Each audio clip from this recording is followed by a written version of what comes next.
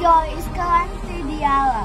Pagsasadua gamit ang puppet niya, tinawag Mrs. Escalante. Sa kalawakan, mayroong isang sasakyang pangkalawakan ang nagpapahutang-hutang rito. Nakasakay dito ang tatlong matsing.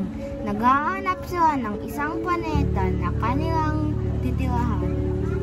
Nung kumakain ang tatlong matsing na tamaan ng isang asteroid ang kanilang sasakyang pangkalawakan at nagtamo ito ng sira. Nagpanik ang tatlo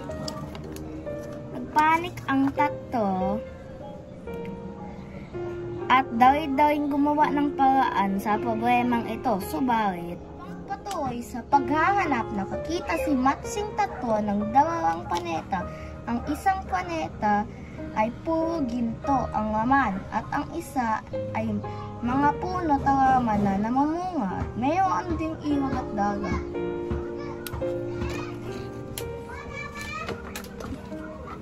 Ayun, may dalawang planetang ako nakikita. Isang puro ginto at isang paraiso na puno, halaman at dagat. Saan ko na ilalapag ang ating sasakyang pangkalawakan? Doon, sa puro ginto. Yaman tayo agad.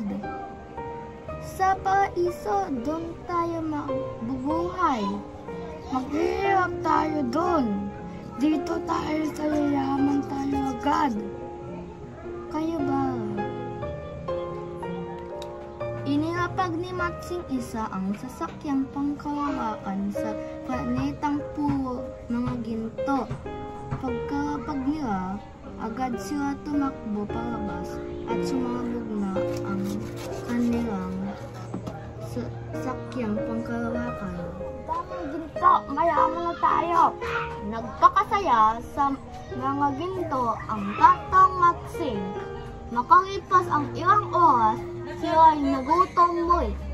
May pagkain ba dito?